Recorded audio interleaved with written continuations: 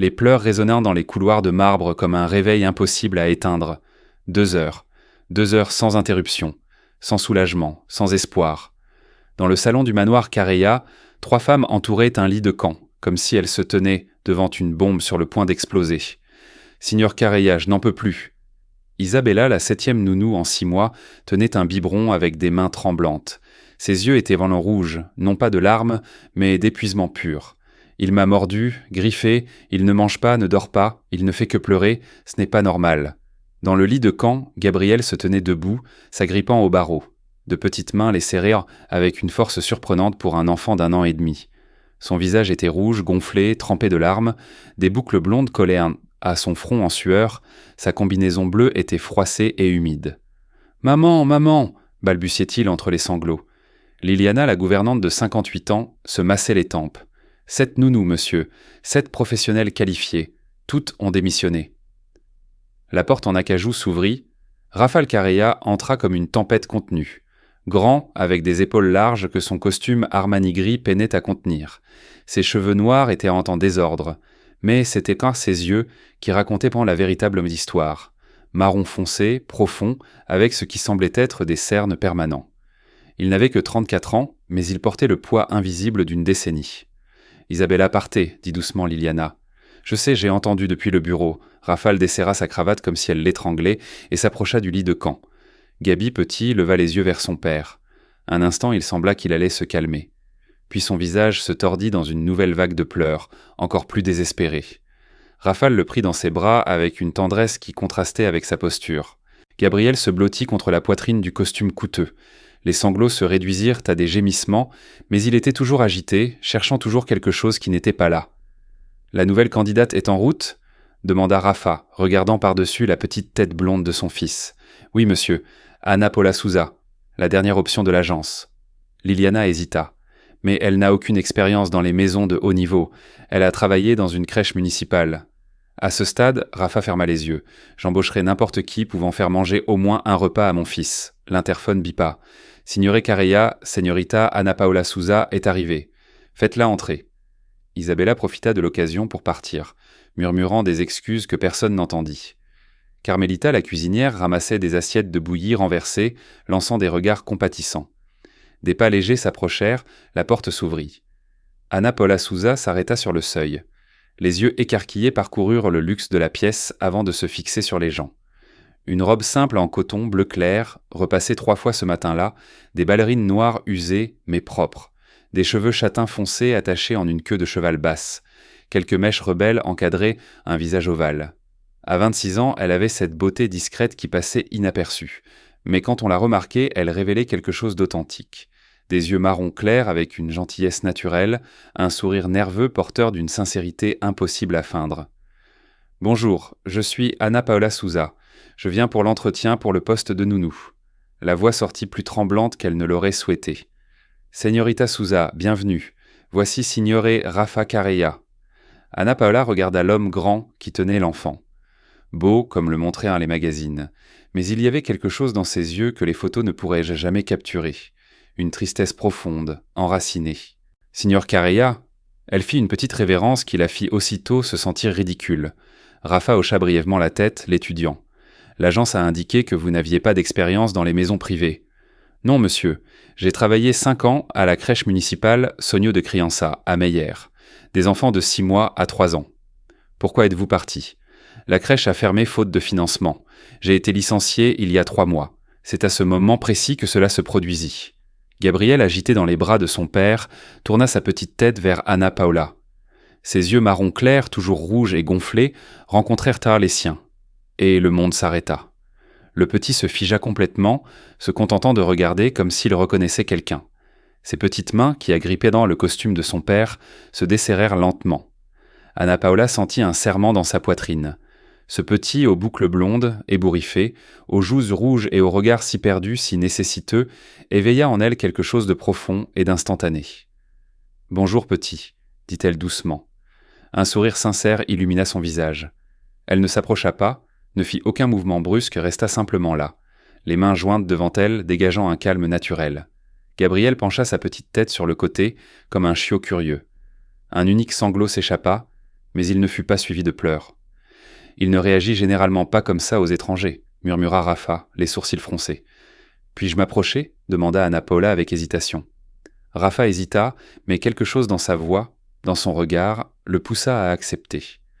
Lentement, Anna Paula fit un pas, puis un autre, des mouvements lents, délibérés, comme pour approcher un animal effrayé. « Bonjour, Gabriel, je suis ravi de te rencontrer. Je suis venu de loin aujourd'hui, j'ai pris 2 bus. » Sa voix était mélodieuse, douce. « Et tu sais ce que j'ai vu en chemin ? Un petit chien doré, tout comme cet ours sur tes vêtements. » Gabriel la regardait avec une attention totale. Il courait après un papillon jaune. Il courait et courait, mais le papillon volait toujours plus haut. Elle fit une pause dramatique. « Et tu sais ce que le petit chien a fait ?» Gabriel se pencha légèrement en avant dans les bras de son père, comme pour mieux entendre. Il s'est assis et a commencé à remuer la queue, et le papillon s'est posé juste sur son nez. Un son s'échappa de Gabriel. Ce n'était pas un pleur. C'était presque un rire, étouffé, timide, mais c'était là. Rafale sentit son cœur s'accélérer. Depuis combien de temps n'avait-il pas entendu le rire de son fils ? « Tu aimes les chiens, Gabriel ?» demanda Anna Paula, faisant un pas de plus. Elle était maintenant à moins d'1 mètre. Gabriel leva une petite main. Pas vers son père, pas vers Liliana, pas vers Carmelita qui observait bouche bée depuis l'embrasure de la porte. Vers Anna Paula, la petite main potelée tendue, les doigts s'ouvrant et se fermant. « Prends-moi. » Le silence dans la pièce était si épais qu'on pouvait entendre le tic-tac de l'horloge dans le couloir. « Puis-je » demanda Anna Paula, ses yeux rencontrant ceux de Raphaël. « Il n'a jamais... » commença Liliana d'une voix tremblante. « En 6 mois, il n'a jamais demandé à être pris par quelqu'un d'autre que monsieur. » Raphaël regarda son fils, la main tendue, l'expression d'attente sur ce visage qui avait été auparavant désespéré. « Oui, » répondit-il d'une voix rauque. Anna Paula s'approcha, les bras tendus. Gabriel se jeta pratiquement des bras de son père dans les siens. De petits bras entourèrent de son cou avec une force surprenante. Et puis, quelque chose que personne n'attendait se produisit. Gabriel blottit son visage contre l'épaule d'Anna Paula. Ses petits doigts agrippèrent dans le tissu simple de la robe et il émit ce son que font les bébés quand ils sont complètement en sécurité. Un profond soupir, suivi d'un silence absolu. Pas le silence tendu d'avant, mais le silence de celui qui a enfin trouvé ce qu'il cherchait. Anna Paula commença à le bercer doucement, des mouvements instinctifs. Elle commença à chanter doucement une berceuse qu'elle avait apprise de sa grand-mère. « Dors, dors, mon petit ange, dors en paix, mon petit bébé. » Rafa ne pouvait détacher son regard. Son fils qui avait pleuré avec toutes les nounous, qui avait refusé de manger, qui dormait à peine, était complètement détendu dans les bras d'une étrangère. Une étrangère qui, d'une manière ou d'une autre, ne semblait pas être une étrangère pour Gabriel. Et puis, à la stupéfaction générale, Gabriel releva sa petite tête de l'épaule d'Anna Paula. Ses petits yeux rencontrèrent en les siens. D'un mouvement qui brisa le cœur, il se pencha et lui donna un baiser sur la joue. Un baiser humide, maladroit, complètement sincère. Un baiser de bébé, pur et inconditionnel. « Oh mon Dieu !» chuchota Carmelita, la main sur sa poitrine. Liliana avait les yeux écarquillés. La tablette faillit lui glisser des mains. Et Rafael Carella, l'homme qui avait bâti un empire d'une main de fer, qui n'avait pas pleuré depuis le jour de l'enterrement, sentit une unique larme couler sur son visage. Anna Paula, ignorant qu'elle était témoin de quelque chose d'extraordinaire, se contenta de sourire au petit. « Bonjour mon doux. Quel baiser sucré. Puis-je t'embrasser aussi ?» Elle déposa un baiser délicat sur le front de Gabriel. Le petit laissa échapper un rire sincère, musical. Rafa retrouva enfin sa voix, tremblante et pleine d'une émotion à peine contenue. « Señorita Souza. » Anna Paula se tourna, berçant toujours Gabriel qui jouait avec un bouton de sa robe. « Quand pouvez-vous commencer ?» Elle cligna des yeux, surprise. « Moi ? Mais nous n'avons même pas fait l'entretien. Vous ne voulez pas connaître mon expérience, mes méthodes, mes certifications ? Mon fils vous a embrassé. » La voix de Raphaël était ferme mais chargée d'une émotion profonde. En 6 mois, il a rejeté 7 nounous spécialisés. Il a pleuré, crié, tout refusé. Et vous entrez ici, et en 5 minutes, il ne put terminer se contentant de regarder son fils. Enfin en paix. Il est heureux, termina doucement Anna Paula, regardant le petit avec une tendresse authentique. Je serai ravi de m'occuper de lui, Signore Carella, si vous me faites confiance. Liliana a préparé le contrat. Señorita Souza, commencez immédiatement et préparez la chambre à côté de celle de l'enfant. Anna Paula vivra ici. Vivre ici ? Gabriel a besoin de soins 24h/24, surtout la nuit. Nous offrirons un salaire correspondant au poste, logement complet, repas, tous les avantages. Il fit une pause. La voix devint plus basse, presque vulnérable. « S'il vous plaît, mon fils a besoin de vous. » Anna Paula regarda le petit dans ses bras, jouant maintenant avec ses cheveux, complètement fascinée. Elle pensa au petit appartement qu'elle partageait avec des amis, aux factures en retard, aux CV sans réponse. Mais surtout, elle pensa au regard de ce petit quand il l'avait vu. Un regard qui semblait dire « Où étais-tu » ? « J'accepte. Et vous pouvez m'appeler simplement Anna Paula. » Rafa s'autorisa un petit sourire, le premier sincère depuis des mois. « Alors tu peux m'appeler Rafa. Bienvenue, Anna Paula. » À ce moment-là, aucun d'eux ne pouvait imaginer que ce n'était pas seulement le début d'un travail. C'était le début de quelque chose qui allait complètement changer leur vie, et qu'un secret du passé, caché dans les ombres de ce manoir, était sur le point de refaire surface. Les premiers rayons de soleil envahirent la chambre d'Anna Paula 3 semaines plus tard. 3 semaines qui semblaient être toute une vie et en même temps un simple instant. Elle se leva du lit king size, toujours pas habituée à tant d'espace, et se dirigea vers la porte communicante avec la chambre de l'enfant. Gabriel dormait sur le dos, les petites mains étendues au-dessus de sa tête en relaxation totale. « Première nuit complète de sommeil en 7 mois », avait dit Rafa d'une voix rauque ce premier matin, et depuis lors, chaque nuit avait été ainsi. « Bonjour mon prince », chuchota Anna Paula, même s'il dormait encore. « C'est la première fois en des semaines que je me réveille avant lui. » Anna Paula sursauta. Raphaël se tenait dans l'embrasure de la porte de la chambre de l'enfant, appuyé contre le montant en pantalon de survêtement gris, un simple t-shirt noir et pieds-pots nus. Ainsi, il semblait plus jeune, plus humain. « Rafa » chuchota-t-elle, sentant son visage brûler. Elle ne portait qu'un simple pyjama en coton. « Désolé, je vérifiais juste. »« Tu n'as pas à t'excuser de veiller sur lui » l'interrompit-il doucement en entrant dans la chambre de l'enfant. Tous deux regardaient en Gabriel. « C'est littéralement ton travail que tu fais extraordinairement bien. Il a encore dormi toute la nuit ? » ?»« Oui, pour la 21e nuit consécutive. Je compte. » Un petit sourire triste. « Avant toi, il se réveillait toutes les 2 heures en pleurant, parfois restait éveillé jusqu'à l'aube, inconsolable. Je ne peux pas imaginer à quel point c'était difficile pour vous deux. Tu as tout changé, dit Rafa, se tournant pour la regarder dans les yeux. Pas seulement le sommeil. Il mange, il joue, il rit. C'est comme si tu avais ramené mon fils à la vie. » Avant qu'Anna Paula ne puisse répondre, Gabriel bougea. Un petit bâillement. Les petits yeux s'ouvrirent lentement. Pendant une seconde, il ne fit que cligner des yeux, regardant le plafond, puis il tourna sa petite tête et vit Anna Paula. Un énorme sourire illumina son visage. Reconnaissance immédiate et joie pure. « Tata !» balbutia-t-il, tendant les bras vers elle. Anna Paula le prit dans ses bras. Gabriel se blottit contre elle. « Bonjour mon amour, bien dormi ?»« Papa, » répondit joyeusement Gabriel. Rafa observait la scène avec une étrange sensation dans la poitrine. Ce n'était pas de la jalousie, c'était plutôt une nostalgie mêlée de gratitude. Nostalgie du temps où Isabella était en vie, et Gabriel était comme ça avec elle. Gratitude que son fils ait à nouveau cela. « Il a probablement faim, » dit Anna Paula. « Que diriez-vous de prendre le petit déjeuner ensemble ?» 20 minutes plus tard, la cuisine était en effervescence. Carmelita préparait une table complète. Raphaël était assis au bout de la grande table en chêne. Anna Paula à côté de lui, avec Gabriel sur ses genoux. « Alors, Gabriel » parlait Anna Paula comme s'il comprenait chaque mot. « Regarde, il y a de la papaye, de la banane et de la poire, tout écrasé.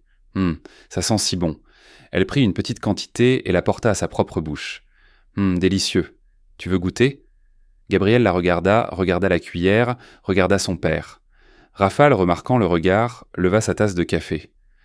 Papa boit du café aussi. C'est important de manger pour avoir de l'énergie pour jouer. Gabriel ouvrit sa petite bouche. Anna Paula y déposa la petite cuillère. Il avala. Très bien, champion, célébra Anna Paula avec un enthousiasme sincère. Quel garçon intelligent. Une autre ? Et Gabriel mangea cuillère après cuillère. Plus en un seul repas qu'il n'en avait mangé en plusieurs jours avant l'arrivée d'Anna Paula.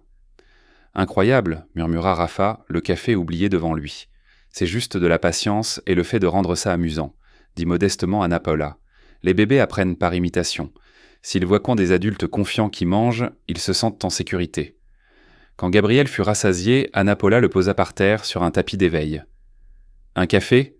proposa Rafa, indiquant la chaise à côté de lui.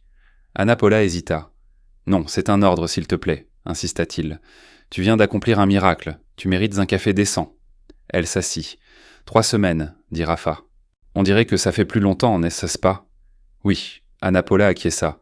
On dirait que j'ai toujours été là. C'est étrange. C'est réconfortant. Puis-je te demander quelque chose de personnel ? Bien sûr. Pourquoi les enfants ? Tu aurais pu choisir n'importe quelle carrière. Anna Paula sourit. Quand j'avais 11 ans, j'avais une meilleure amie. Nous étions inséparables. Nous jouions à la maman, planifions notre avenir. Sa voix devint plus basse.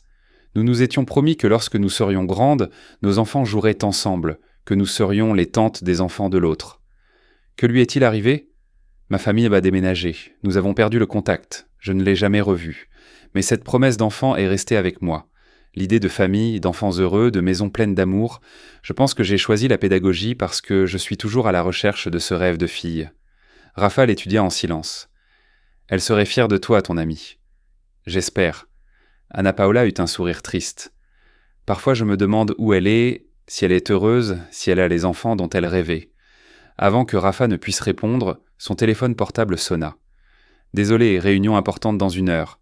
Je dois me préparer. Il se leva mais hésita. Anna Paula, merci pour tout, pour lui, pour avoir ramené la lumière dans cette maison. Et puis il sortit. Cet après-midi-là, Anna Paula emmena Gabriel dans le jardin, sur l'aire de jeu que Rafa avait fait installer. Allons sur la balançoire, mon amour. Anna Paula le plaça dans le siège bébé spécial et le poussa doucement. Gabriel se mit à rire. Plus haut, balbutia-t-il dans son langage. Non, pas très haut, prince. Maman, c'est-à-dire... Elle s'arrêta brusquement. Maman. Elle avait failli s'appeler maman. Le cœur se serra. Elle n'était pas sa mère, elle ne le serait jamais. Elle était la nounou, une employée. Peu importe à quel point elle aimait Gabriel. Et elle l'aimait avec une intensité qui lui faisait peur. Pousse ! Gabriel se tourna, remarquant qu'elle avait arrêté de pousser. Désolé, mon prince. Anna Paula recommença à pousser, mais quelque chose avait changé. Une mélancolie s'installa dans sa poitrine. Elle s'attachait trop, dangereusement trop. Cette nuit-là, après que Gabriel se soit endormi, Anna Paula ne parvenait pas à dormir. Elle décida d'explorer le manoir. Elle erra dans les couloirs silencieux, admirant les peintures et les meubles anciens. C'est alors qu'elle vit une porte entr'ouverte avec une lumière douce. C'était la salle de musique. Un piano à queue noire au centre, des étagères de partitions et des dizaines de photos encadrées sur les murs. Les photos montraient un Rafa et une belle femme. De longs cheveux châtains ondulés, des yeux verts expressifs, un sourire éclatant. C'était Isabella, l'épouse décédée. Anna Paula passa d'une photo à l'autre. Le mariage. La lune de miel. Isabella enceinte. Gabriel nouveau-né. Isabella le tenant avec une expression d'amour pur. Les larmes montèrent aux yeux d'Anna Paula. Gabriel grandissant, 6 mois, 8, 12, et puis les photos s'arrêtaient. Elle était belle, chuchota-t-elle dans le silence, et tu étais si heureuse. J'aimerais qu'elle soit là pour voir ton bébé grandir. J'aimerais que... Elle t'aurait adoré. Anna Paula sursauta et se retourna. Rafa se tenait dans l'embrasure de la porte. Désolé, dit rapidement Anna Paula. Je ne devrais pas être ici. Ce n'est pas grave, l'interrompit-il doucement en entrant dans la pièce. Cette pièce existe pour se souvenir d'Isabella. Il se tint à côté d'elle, regardant la dernière photo. Elle avait été prise 2 semaines avant il ne termina pas. Comment est-ce arrivé ? Demanda doucement Anna Paula. Une complication post-partum, une embolie pulmonaire. C'était soudain. Elle s'est endormie une nuit et ne s'est tout simplement pas réveillée. Sa voix était contrôlée, mais la douleur transparaissait. Gabriel avait 5 mois. Il avait encore tellement besoin d'elle. Et toi aussi, dit doucement Anna Paula. Oui. Rafa prit une profonde inspiration. Elle était la lumière. Aimait la musique, l'art et rire fort, dans ses pieds nus. Avait peur des orages, mais aurait affronté un lion pour ceux qu'elle aimait. Gabriel a son rire. Ils restèrent là en silence. Elle me semble familière, dit soudain Anna Paula en fronçant les sourcils. Je ne sais pas pourquoi, mais j'ai l'impression de l'avoir déjà vue. Peut-être dans les magazines. Elle exposait ses peintures, apparaissait parfois dans les pages mondaines. Peut-être, acquiesça Anna Paula, mais l'étrange sensation persistait. Les jours suivants, quelque chose commença à perturber Anna Paula. De petites choses.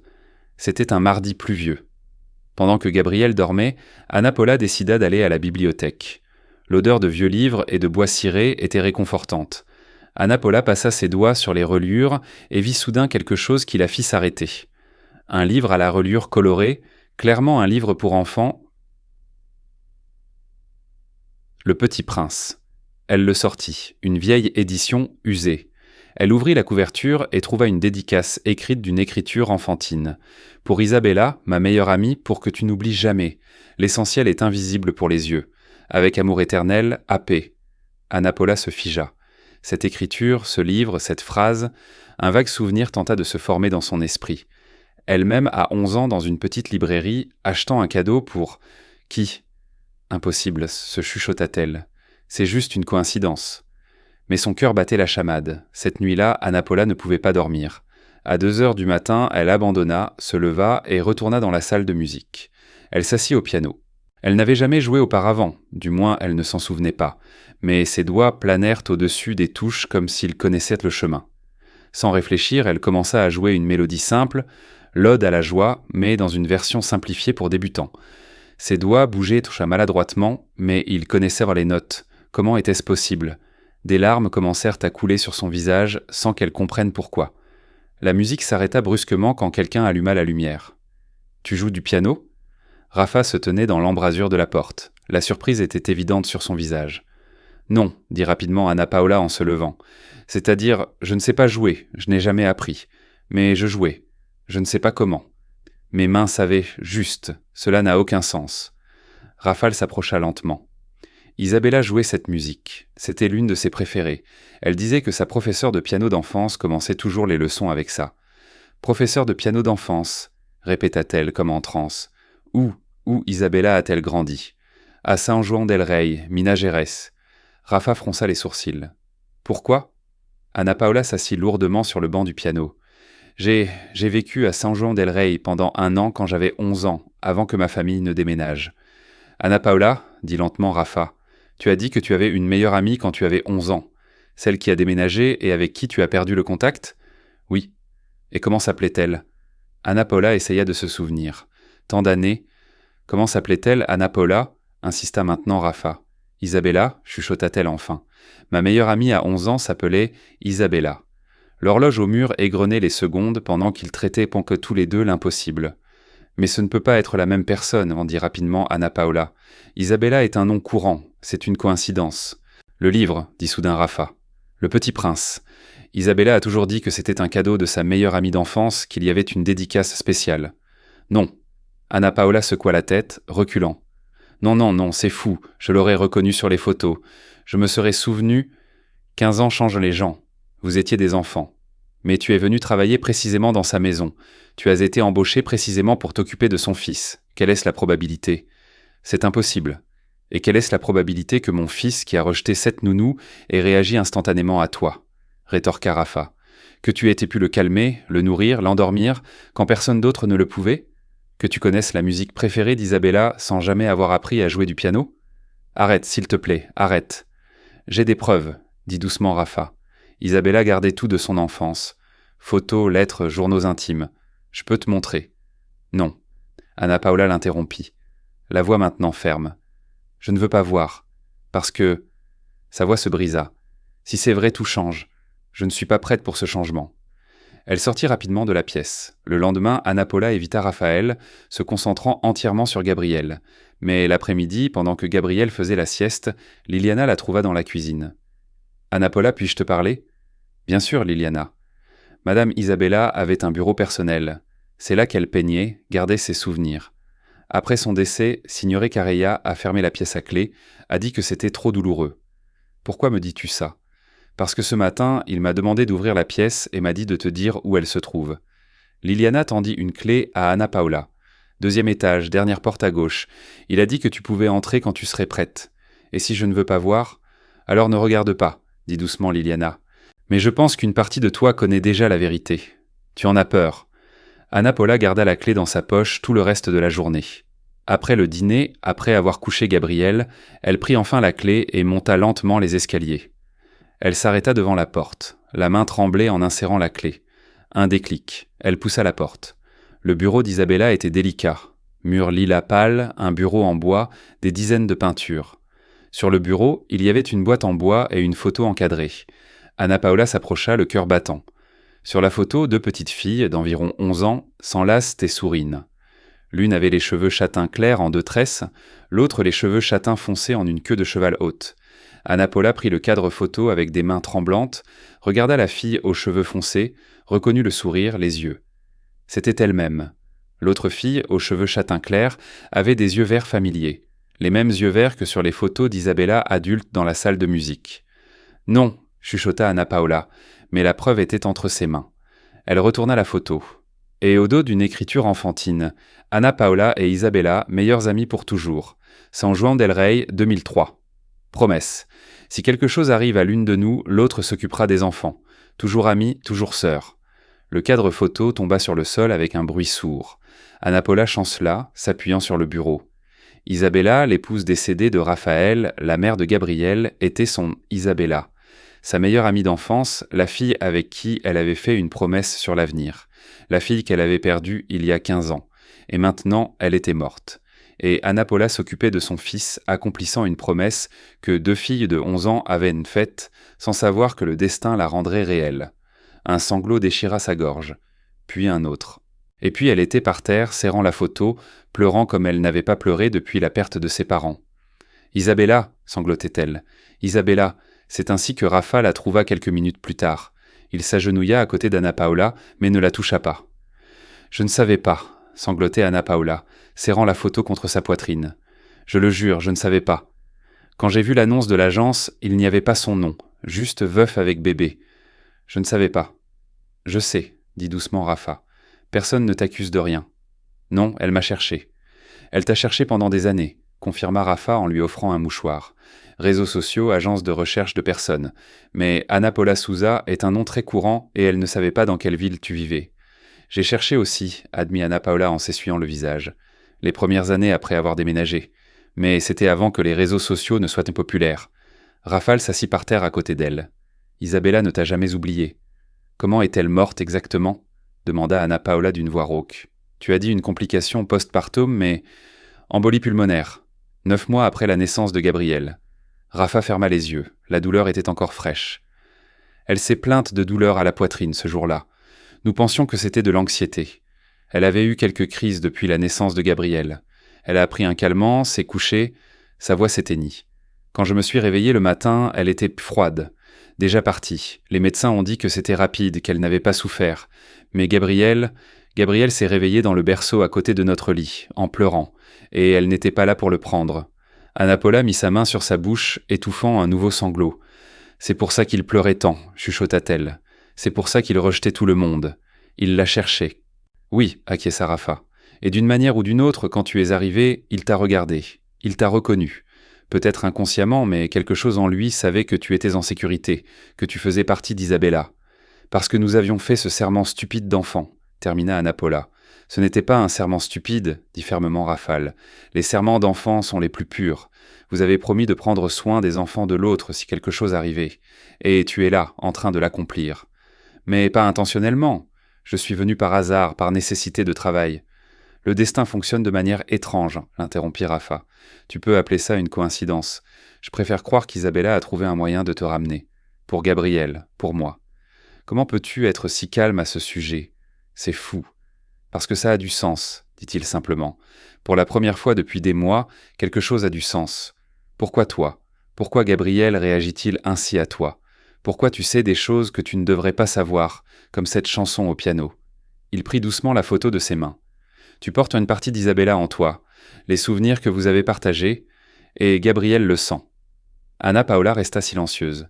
« La boîte !» dit Rafa, désignant la boîte en bois sur le bureau. « Il y a autre chose dedans. Tu veux voir ?» Une partie d'elle voulait dire non, s'enfuir. Mais l'autre partie, celle qui avait aimé Isabella à 11 ans, devait savoir. « Oui, » chuchota-t-elle. Rafa prit la boîte et l'ouvrit. À l'intérieur, une pile de lettres jaunies, de vieilles photos, des dessins d'enfants. « C'est de toi. Tu l'as écrite 2 mois après avoir déménagé. » Anna Paula prit la lettre avec des mains tremblantes, reconnut immédiatement son écriture d'enfant. « Chère Isabella, tu me manques tellement. Maman dit que je pourrais te rendre visite pendant les vacances d'été. Plus que 87 jours. La nouvelle école est sautée nulle. Personne ici ne comprend mes dessins comme tu les comprenais. Tu es ma meilleure amie pour toujours. Je n'oublierai jamais notre serment. Avec amour, Anna Paula. » « Il y a 23 lettres de toi ici, » dit Rafa. « Isabella a tout gardé. Nous avons arrêté d'écrire après ça, dit-elle doucement. Je suppose que la vie nous a juste emmenés dans des directions différentes. Isabella n'a jamais cessé de penser à toi, dit Rafa en sortant un journal intime de la boîte. C'est son journal de 11 à 18 ans. Puis-je lire quelques passages ? Anna Paula ne put répondre. Rafa ouvrit à une page marquée. Une entrée de quand elle avait 14 ans. Aujourd'hui, ça fait 3 ans qu'Anna Paula a déménagé. Ça fait aussi mal que si c'était hier. Maman dit que je dois me faire de nouvelles amies, et je l'ai fait, mais aucune n'est comme elle. Aucune ne comprend quand je suis triste sans raison. Se souvient-elle de moi ? Notre serment est-il toujours valable ? Des larmes coulaient silencieusement sur le visage d'Anna Paula. Rafa tourna les pages. Quand elle avait 16 ans, aujourd'hui j'ai vu une fille au centre commercial qui ressemblait à Anna Paula. J'ai couru vers elle comme une idiote. Ce n'était pas elle, bien sûr, mais pendant une seconde mon cœur a battu si fort, comme si 15 ans n'avaient pas passé. Il ferma le journal, puis, quand elle avait 22 ans, elle m'a rencontré et a écrit ceci. J'ai rencontré quelqu'un, Raphaël. Quand il sourit, c'est sincère. Et j'ai tout de suite pensé, il faut que je le dise à Anna Paula, comme si elle était toujours là. C'est étrange comme certaines personnes marquent nos vies si fort que nous continuons à leur parler, même quand elles ne sont plus là. Anna Paula sanglotait, couvrant son visage de ses mains. Il y en a plus, continua Rafa, la voix tremblante maintenant aussi. Quand elle a découvert qu'elle était enceinte, je vais avoir un bébé, un garçon. Je vais l'appeler Gabriel. Et tout ce à quoi je peux penser, c'est au serment qu'Anna Paula et moi avons fait. Si nos enfants jouaient ensemble, je ressens une tristesse aiguë parce qu'elle n'est pas là pour rencontrer Gabriel. Mais Gabriel aura quelque chose d'elle quand même, parce qu'elle est en moi, dans les souvenirs que je porte. Raphaël dut faire une pause, s'essuyant les yeux. Et la dernière entrée, 2 semaines avant sa mort, Gabriel a souri aujourd'hui, un vrai sourire, et j'ai juré avoir vu Anna Paula dans ce sourire, comme si tous ceux que nous aimons laissent des marques en nous, que nous transmettons. Peut-être qu'elle est en Gabriel aussi.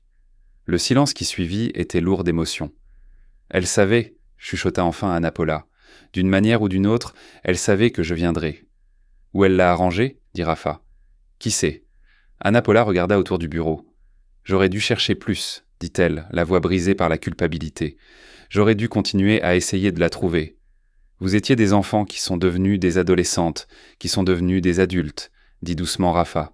La vie arrive, personne n'est à blâmer. Mais si je l'avais trouvée, et si j'avais été là quand Gabrielle est née, quand elle... Tu ne peux pas penser comme ça. Comment puis-je ne pas ? Anna Paula le regarda. Ma meilleure amie est morte et je ne le savais même pas. Je n'étais pas à l'enterrement. Je n'étais pas là quand elle avait besoin de moi. Mais tu es là maintenant, dit fermement Rafa. Pour Gabrielle, c'est ce qui compte. Anna Paula secoua la tête, se levant brusquement. Je ne peux pas faire ça. Faire quoi ? Rester ici, m'occuper de lui, en sachant ça. Elle recula d'un pas. C'est trop mal, trop compliqué, Anna Paula. Non, je pars demain matin, dit-elle. La décision se formait même à travers les larmes. J'aiderai à trouver une autre nounou. Je ferai une transition en douceur pour Gabriel, mais je ne peux pas rester. Pas comme ça. Pas en sachant que chaque fois que je le regarde, je vois ma meilleure amie. Morte. Je ne peux pas. Et Gabriel ? Rafa se leva, la frustration et le désespoir dans sa voix. Tu vas juste l'abandonner ? Je n'abandonne pas. Elle chercha ses mots. Je me protège, lui, toi. De quoi ? De m'attacher plus que je ne le suis déjà, de commencer à me voir comme sa mère alors que je ne le suis pas, de remplacer Isabella alors que personne ne peut remplacer Isabella. Personne ne te demande de la remplacer, dit Rafa, élevant la voix pour la première fois. Je te demande d'honorer sa mémoire, d'accomplir le serment que vous avez fait. Nous étions des enfants, cria Anna Paula en retour, des enfants faisant des serments sans en comprendre le poids. Mais tu le comprends maintenant, dit Rafa, se forçant à se calmer. Et tu pars quand même. Tu abandonnes son fils. Tu romps le dernier serment que vous vous êtes fait.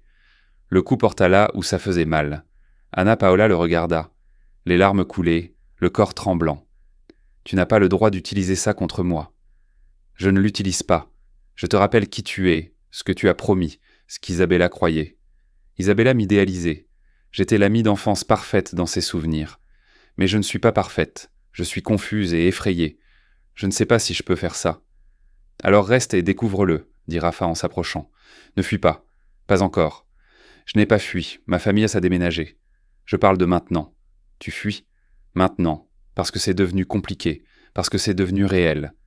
Les mots frappèrent comme des gifles. Anna Paula le regarda, puis la photo sur le bureau, puis la boîte pleine de souvenirs. J'ai besoin de réfléchir, dit-elle enfin. J'ai besoin de traiter tout ça seule. Et elle quitta le bureau, laissant Raphaël avec les fantômes et les souvenirs de la femme qu'ils avaient tous les deux aimée. Anna Paula ne dormit pas. Elle resta assise sur son lit, les genoux serrés contre elle, regardant la porte qui reliait sa chambre à celle de l'enfant. De l'autre côté, Gabriel dormait paisiblement, ignorant que sa vie était sur le point de changer à nouveau. À 5 heures du matin, elle abandonna. Renonçant à essayer de se reposer, elle prit son téléphone et appela la seule personne qui pouvait l'aider à traiter cela. « Allô ?» La voix endormie de sa grand-mère répondit après quelques sonneries. « Grand-mère, c'est moi, Anna Paula, » dit-elle. La voix rauque d'avoir pleuré. « Anna Paula, mon Dieu, quelle heure est-il ? Est-ce que tout va bien ? » « Non, rien ne va bien. » Et puis elle raconta tout, Isabella le serment, le fait qu'elle s'occupait du fils de sa meilleure amie sans le savoir. Quand elle eut terminé, il y eut un long silence de l'autre côté. « Grand-mère, je suis là, juste en train de traiter l'information. » La voix de sa grand-mère prit cette qualité sage et mesurée. « Tu veux savoir quoi faire, mais tu le sais déjà, n'est-ce pas ? C'est pour ça que tu appelles à 5 heures du matin, parce que la partie rationnelle dit une chose, mais ton cœur en dit une autre. » Anna Paula ferma les yeux. « Mon cœur est divisé. » « Non, il n'est pas divisé. Ton cœur a déjà décidé. Ta tête a juste peur. Grand-mère, je ne peux pas rester ici. C'est trop compliqué. Chaque fois que je regarde Gabrielle, je la vois et ça fait mal.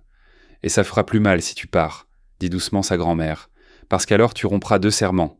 Celui que tu as fait à Isabella à 11 ans et celui que tu te fais maintenant en protégeant ce garçon. Mais si je ne suis pas assez bien, et si je gâche tout ? Ma chérie, tu as transformé ce bébé en quelques semaines, tu l'as fait manger, dormir, rire, tu es déjà assez bien. Le problème n'est pas la capacité, c'est la peur. Peur de quoi ? Peur de t'attacher complètement, d'aimer ce garçon comme un fils, parce que si tu le fais, il n'y a pas de retour en arrière. Tu deviens sa mère pour de vrai, pas seulement sur le papier. Si quelque chose ne va pas, s'il te vire, ton cœur sera brisé. Les mots touchèrent le cœur de la terreur d'Anna Paula. Exactement, chuchota-t-elle. Mais Anna Paula, ma fille, le cœur est déjà attaché, aime déjà ce garçon, est déjà devenu sa mère. Partir maintenant ne te protégera pas de la douleur, cela garantira seulement que la douleur sera permanente. Anna Paula sanglotait en silence. « Il y a autre chose, » continua sa grand-mère. « Tu ne fais pas ça seule, il y a cet homme, le père de Gabriel. Il se bat aussi avec ça. Rafa ne comprend pas. Rafa a perdu sa femme. Il voit son fantôme en toi, mais il voit aussi l'espoir. Une seconde chance pour son fils d'être heureux. Ne gâche pas ça par peur. » Après avoir raccroché, Anna Paula resta assise dans le noir jusqu'à ce que le soleil commence à se lever. À 6h30, Gabriel se réveilla. Anna Paula alla automatiquement dans la chambre de l'enfant. Le rituel était si ancré qu'elle n'y pensa même pas. « Bonjour mon prince », dit-elle en le prenant dans ses bras. Gabriel se blottit contre elle, encore endormi, sentant le bébé, cette odeur unique et réconfortante. « Maman », marmonna-t-il. Anna Paula se figea. « Quoi, mon amour ? Maman ?» Gabriel répéta, touchant son visage d'une petite main. « Maman. » Ce n'était pas papa ou nounou, c'était quelque chose de nouveau, quelque chose qui ressemblait étonnamment à maman. Les larmes revinrent, mais cette fois elles étaient différentes. Pas de douleur, de quelque chose de plus complexe. Acceptation ?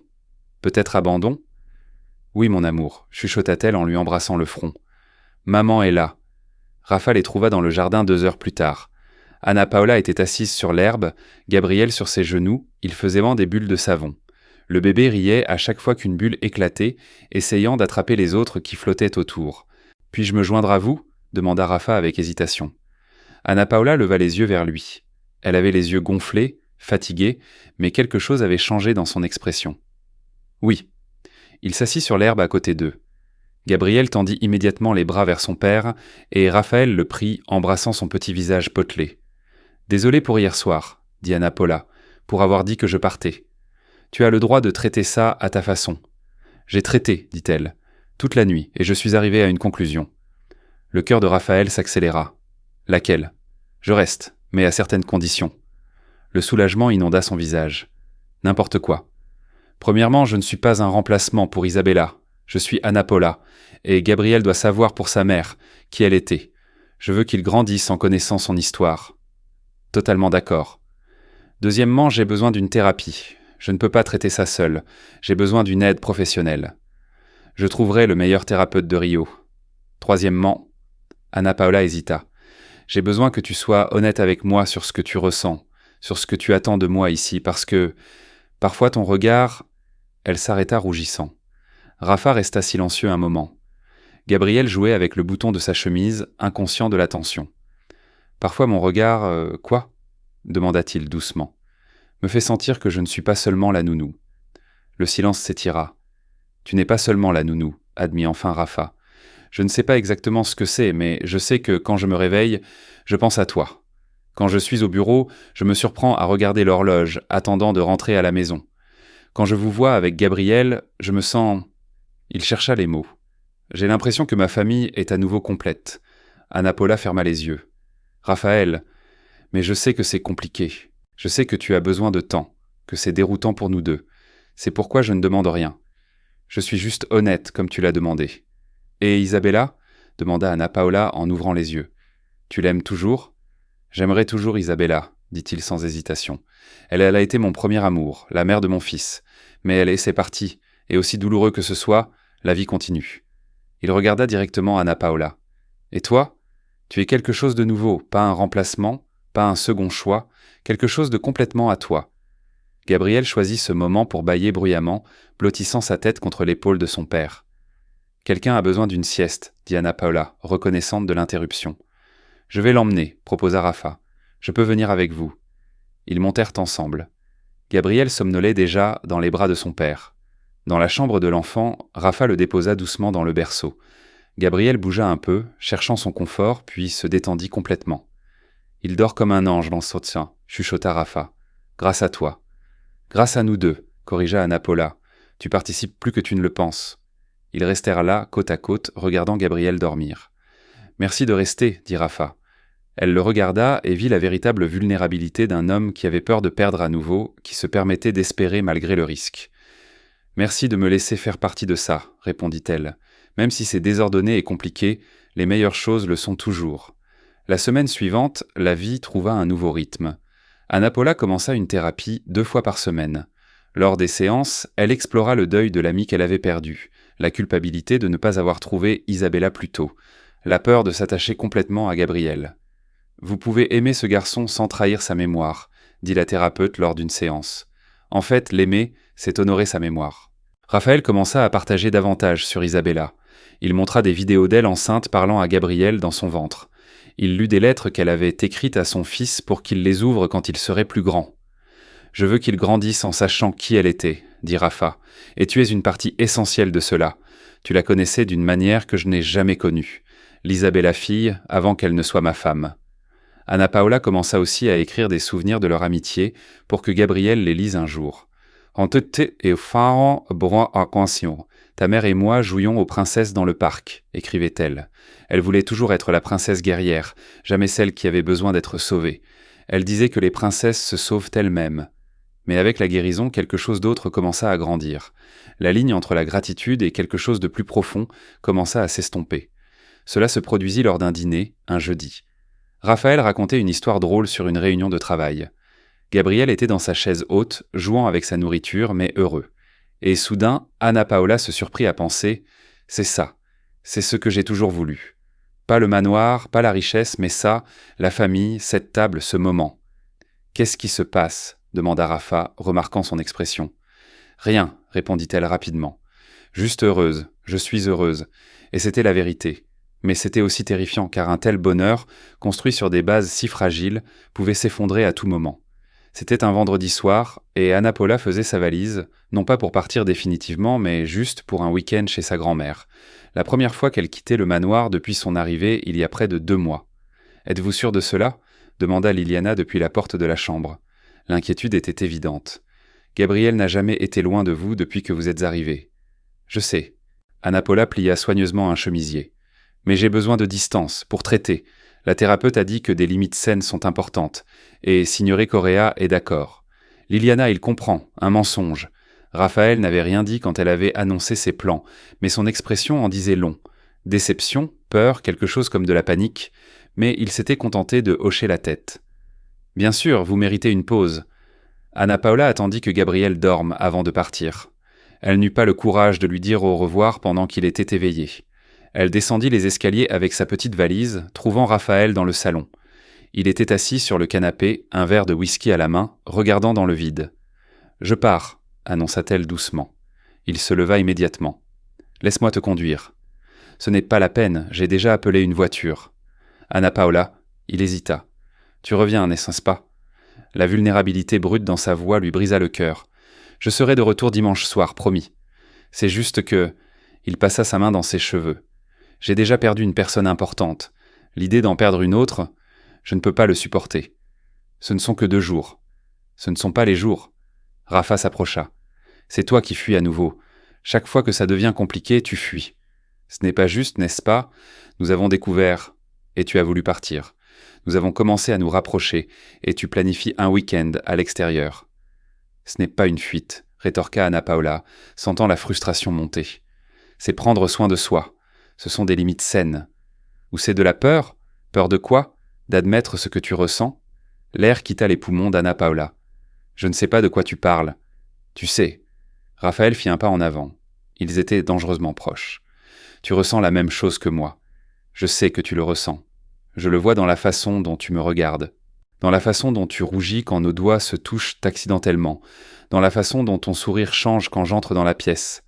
Raphaël, arrête. Pourquoi? Parce que je devrais arrêter de dire la vérité? Je suis fatigué de faire semblant, fatigué de danser autour de ça. Parce que c'est mal, explosa Anna Paula. Parce que tu étais son mari.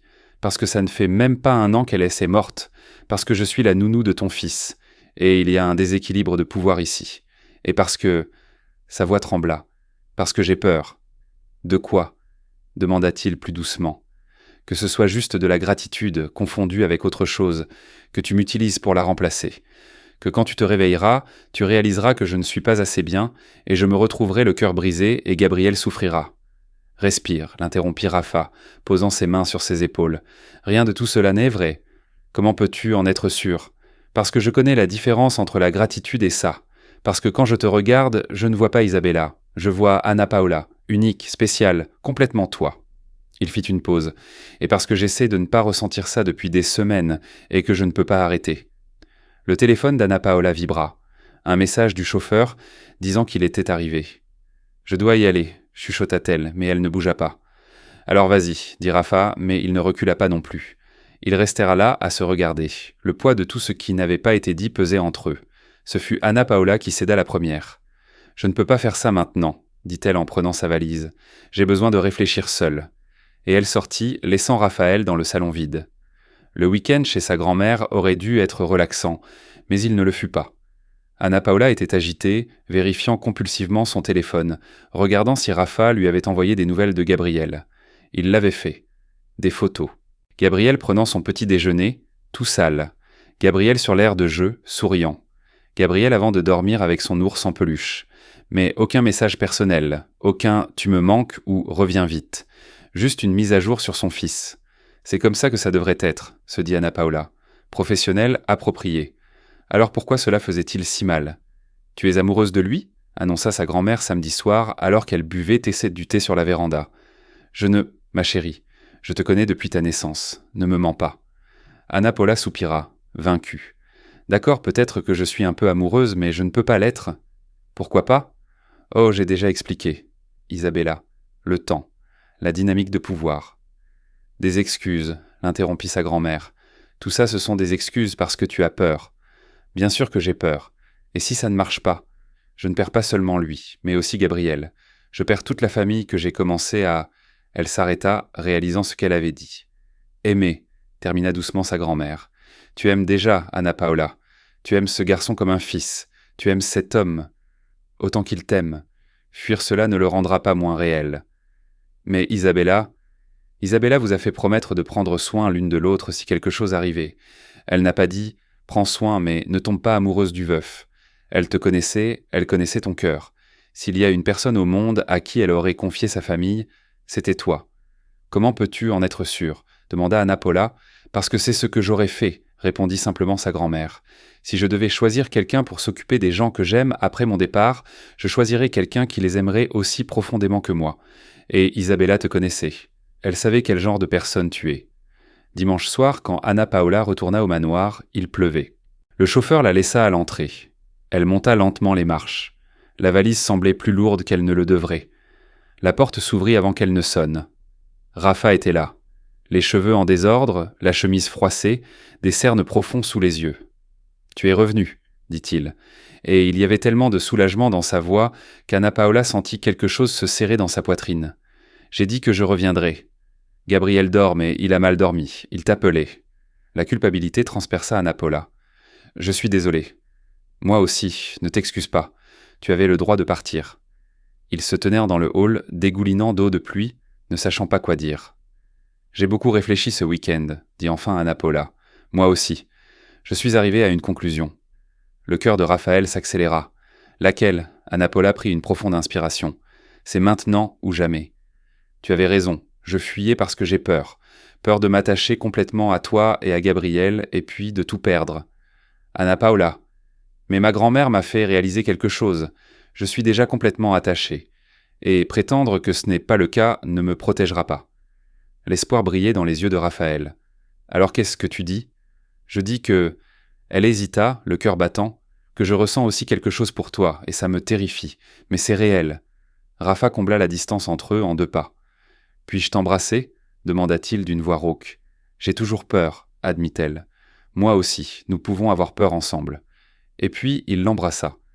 Ce n'était pas un baiser de cinéma, parfait et chorégraphié.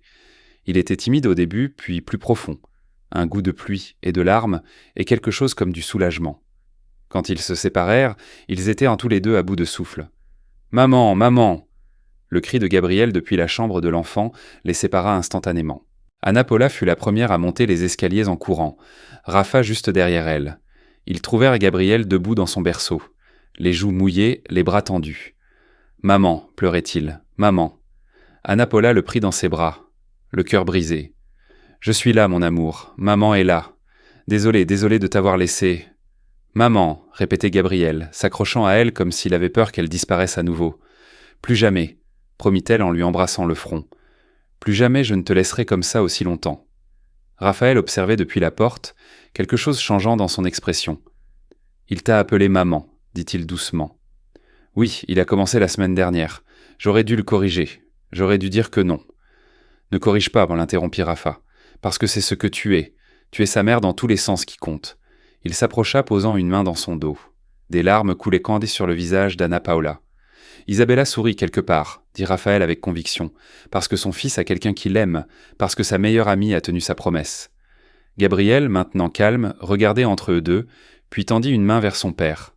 Raphaël le prit, mais garda son autre bras autour d'Anna Paula. Et là, dans la chambre de l'enfant, éclairée uniquement par la veilleuse en forme de lune, les 3 s'étreignirent. Une famille imparfaite, compliquée, construite sur la perte et les promesses, et un amour qui avait grandi dans les endroits les plus inattendus. Mais une famille quand même. « Est-ce que ça va marcher ?» chuchota Anna Paula. « Je ne sais pas, » admit Rafa. « C'est tout. Mais je veux essayer, si tu le veux. » Anna Paula regarda Gabriel, s'endormant déjà dans les bras de son père, en sécurité et aimé. « Je le veux, » dit-elle. « Je suis terrifiée, mais je le veux. Alors allons-y doucement. Un jour à la fois. Un jour à la fois, » acquiesça-t-elle. Et pour la première fois depuis des semaines, elle sentit que peut-être, juste peut-être, tout irait bien.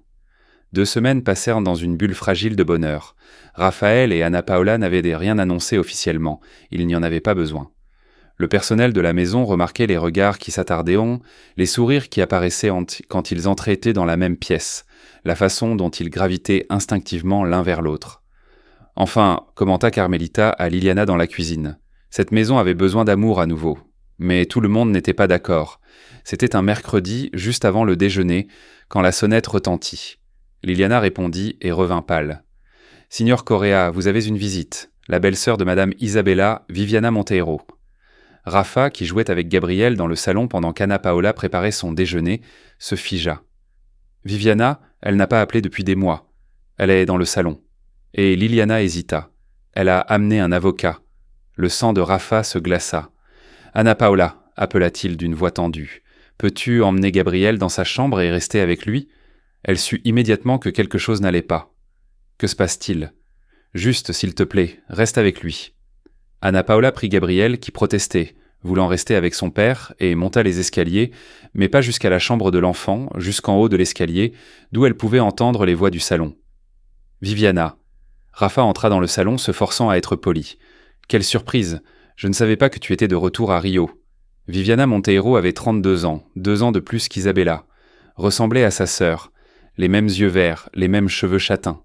Mais si Isabella était chaleureuse, Viviana était tranchante, calculatrice. Elle était assise sur le canapé dans un tailleur gris impeccable. Une mallette en cuir à côté d'elle. À côté d'elle, un homme d'âge moyen en costume noir. Clairement un avocat. « Rafa !» Elle se leva mais ne s'approcha pas pour le saluer. « J'ai besoin de te parler de Gabriel. Gabriel va bien. Parfaitement bien.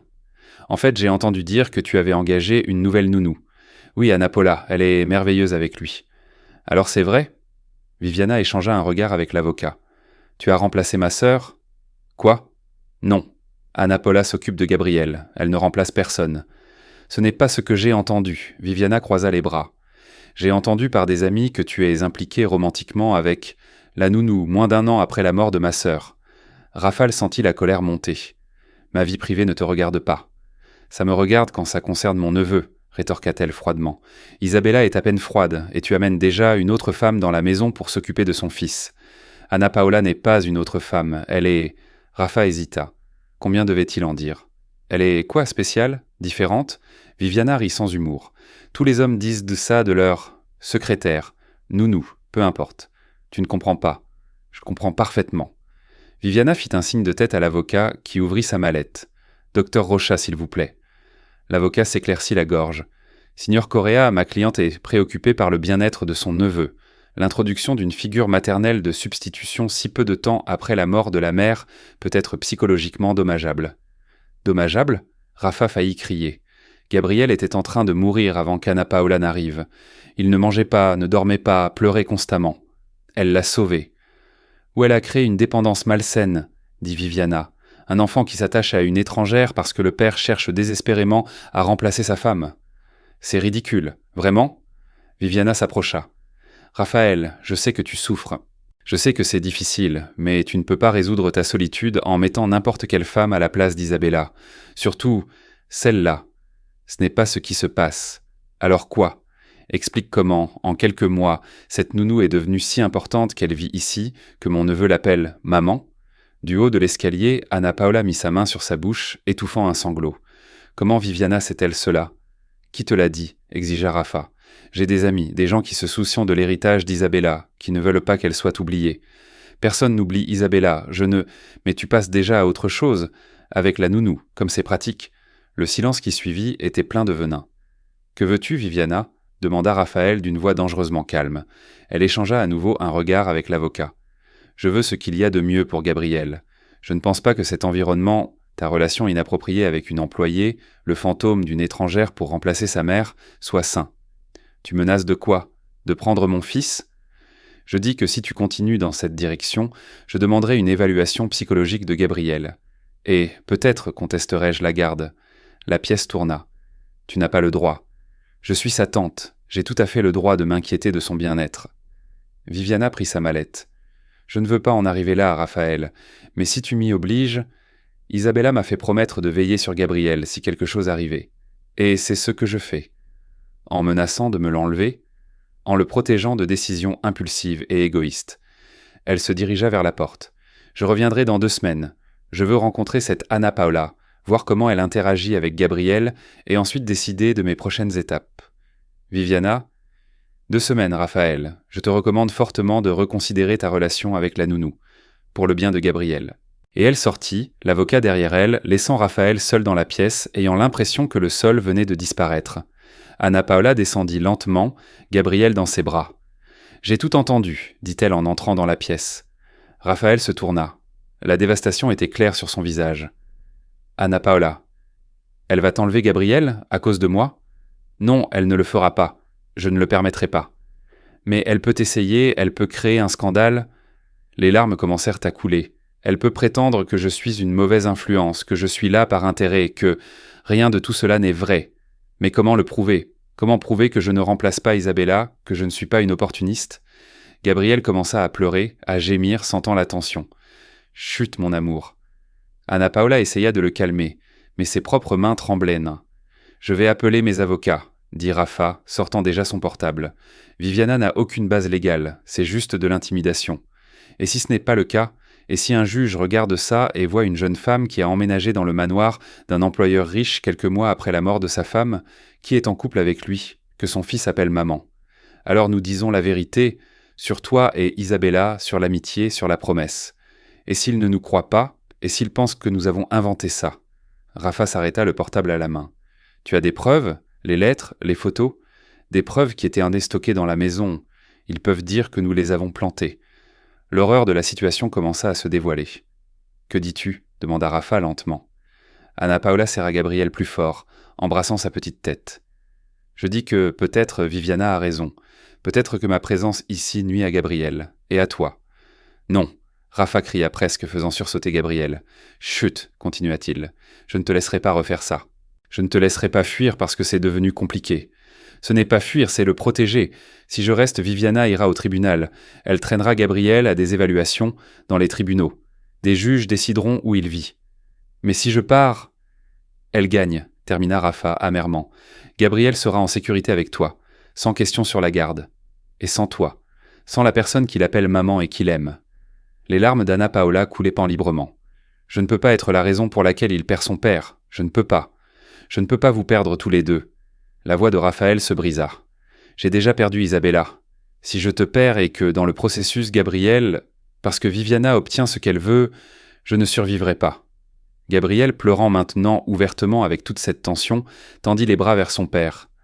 Papa, maman, appelant les deux, ayant besoin des deux.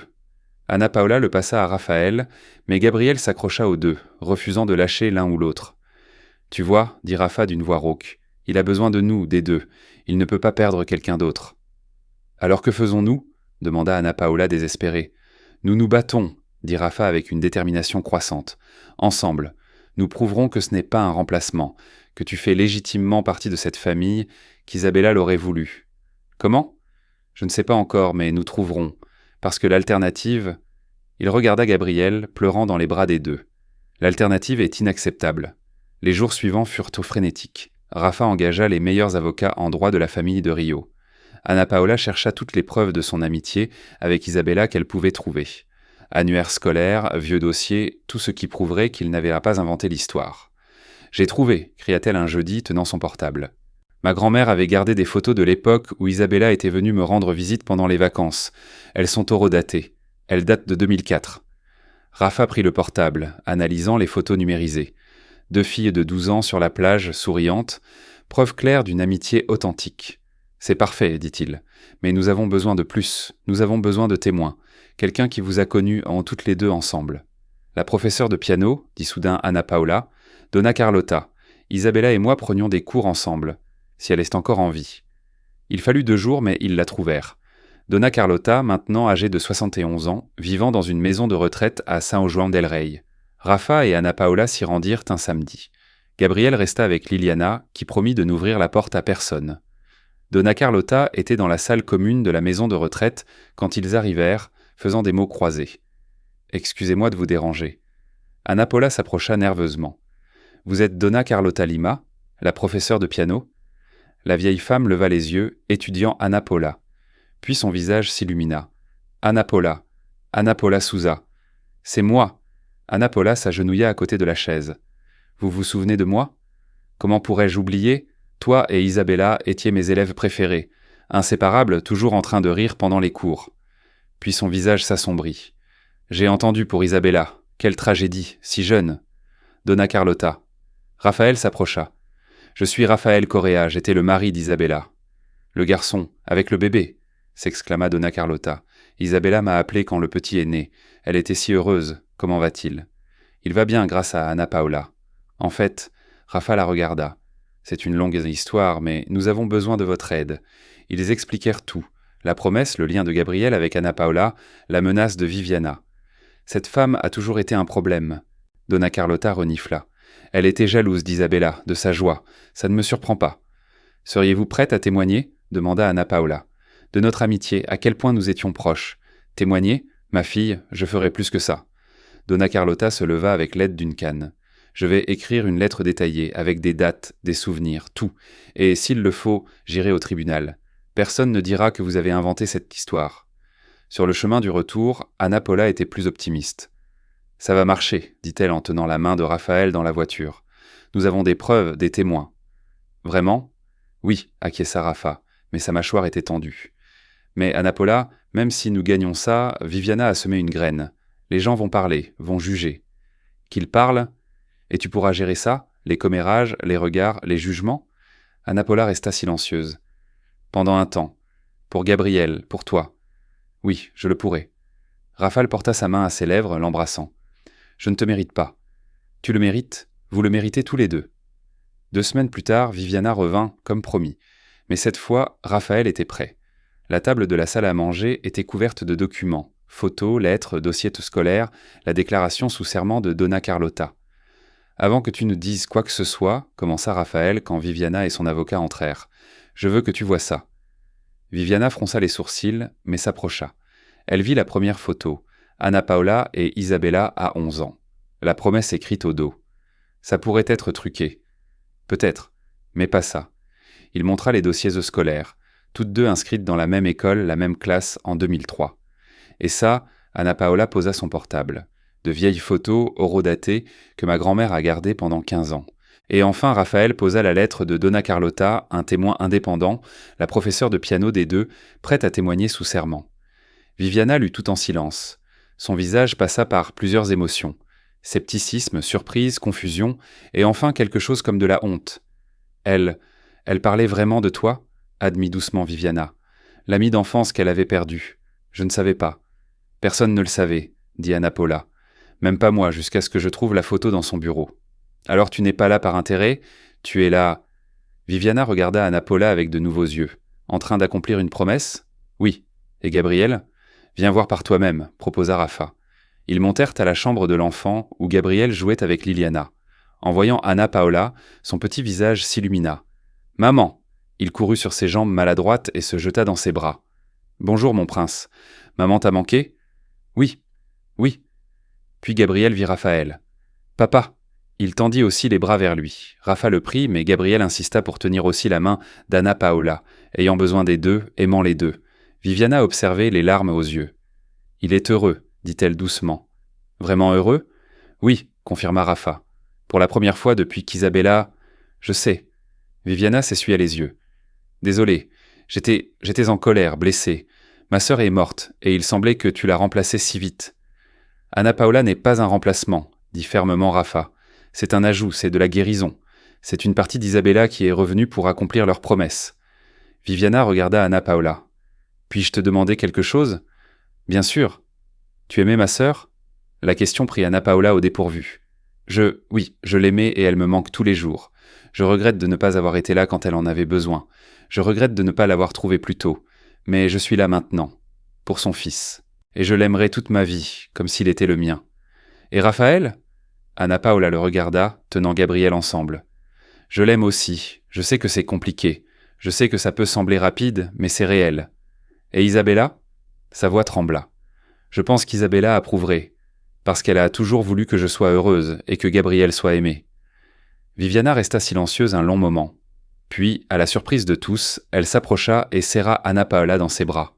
« Désolée, » chuchota-t-elle. « Désolée d'avoir douté, d'avoir menacé, d'avoir failli détruire ça. » Anna Paula la serra en retour, pleurant. « Tu es pardonnée. Tu ne faisais que protéger Gabriel, comme une bonne tante. » Quand elles se séparèrent, Viviana regarda l'avocat qui attendait à la porte. « Ce ne sera pas nécessaire, docteur Rocha. Il n'y a pas de cas ici. » L'avocat hocha la tête et partit. « Puis-je... » Viviana hésita. « Puis-je faire partie de sa vie, être là ? J'ai promis à Isabella que je veillerais sur Gabriel et j'ai mal interprété ce que cela signifiait.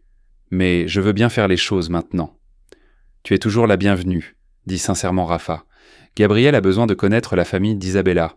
Il a besoin de savoir d'où il vient. » Un mois plus tard, c'était la veille de Noël. Le manoir était décoré. Un immense sapin dans le salon, des lumières partout, une atmosphère de famille. Viviana était là, avec ses parents, les parents d'Isabella, qui étaient venus de la province pour rencontrer Gabriel et Anna Paula. « Alors, tu es la fameuse amie ?» dit la mère d'Isabella en serrant Anna Paula dans ses bras. Isabella parlait tellement de toi, disait que si quelque chose arrivait, tu t'occuperais de tout. Et te voilà tenant la promesse.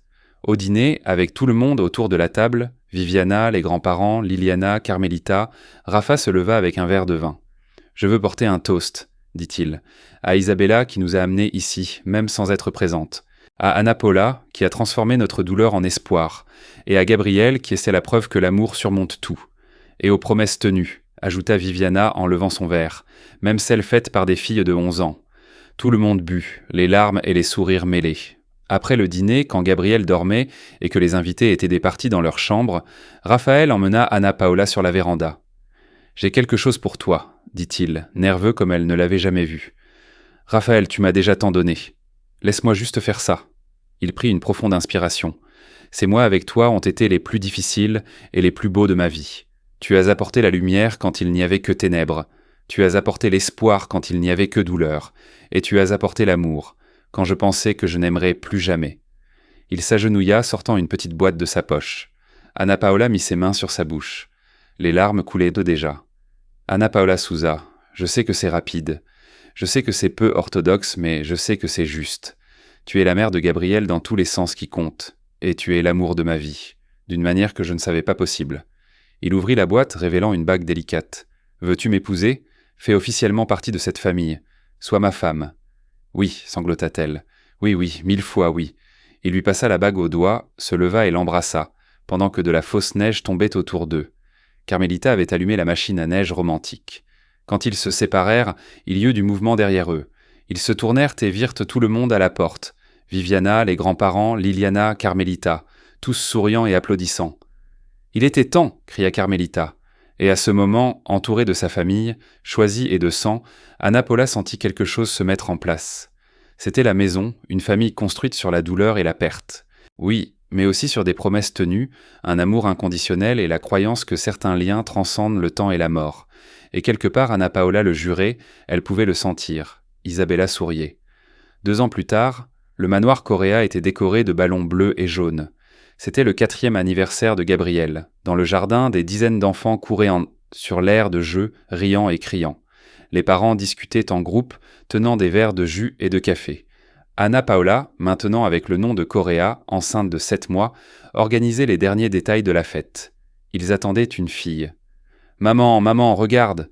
Gabrielle courut vers elle tenant un dessin. Il appelait Anna Paula maman si naturellement que même elle oubliait parfois qu'elle ne l'avait pas portée dans son ventre. « C'est magnifique, mon prince. Qu'est-ce que c'est ? C'est notre famille. » Il pointa fièrement. « Toi, moi, papa et bébé Isabella dans le ventre. » Le cœur d'Anna Paula se serra en entendant le nom qu'ils avaient choisi. Isabella en l'honneur de sa mère biologique, sa meilleure amie. Et regarde, Gabrielle pointa une silhouette dessinée dans le ciel avec des étoiles autour. L'autre maman, Isabella, tante Viviana, a dit qu'elle nous regarde toujours. Oui, mon amour, toujours. Raphaël apparut, portant un gâteau d'anniversaire géant en forme de dinosaure. C'est l'heure du gâteau. Les enfants coururent vers la table, chantant « Joyeux anniversaire » faux, mais avec enthousiasme. Pendant que Gabrielle soufflait ses bougies, essayant de souffler les 4 à la fois, Anna Paula sentit des bras l'entourer par derrière. « Heureuse ?» chuchota Rafa à son oreille. « Plus que je ne pensais que c'était possible », répondit-elle en se penchant contre lui. Elle regarda autour d'elle. Viviana parlait avec animation avec la grand-mère d'Anna Paula. Les grands-parents d'Isabella jouaient au ballon avec Gabrielle et d'autres enfants. Liliana et Carmelita servaient dans les invités avec des sourires fiers. Sur le mur du jardin, dans une belle plaque de bois sculpté, se trouvait une vieille photo. 2 filles de 11 ans, enlacées, souriantes. Gravées en lettres d'or en dessous, meilleures amies pour toujours. Promesse tenue. Amour éternel. « Tu penses qu'elle est heureuse ?» demanda doucement Anna Paula. « Isabella, tu penses qu'elle approuve ?» Rafa l'embrassa tendrement dans le cou. « Je pense qu'elle a tout planifié. D'une manière ou d'une autre, elle t'a ramené à nous. Elle me manque toujours. Moi aussi. Elle me manquera toujours. » Il tourna Anna Paula pour la regarder dans les yeux. Mais elle vit en Gabrielle, dans ses souvenirs, en nous. Et maintenant, dans la petite Isabella qui arrive. Le bébé donna un coup de pied à ce moment-là, comme pour être d'accord. Anna Paula rit à travers ses larmes. Je pense qu'elle a entendu. Bien sûr qu'elle l'a fait. C'est la petite fille de l'Isabella originale déjà têtue. Gabrielle courut vers eux, du chocolat partout sur le visage. « Papa, maman, venez jouer maintenant. »« On arrive, champion, » dit Rafa. Mais avant, ils restèrent tous les 3 enlacés un instant. Une famille construite sur la douleur et la perte, oui, mais aussi sur des promesses tenues. un amour inconditionnel et la croyance que certains liens transcendent le temps et la mort. Et quelque part, Anna Paola le jurait, elle pouvait le sentir, Isabella souriait.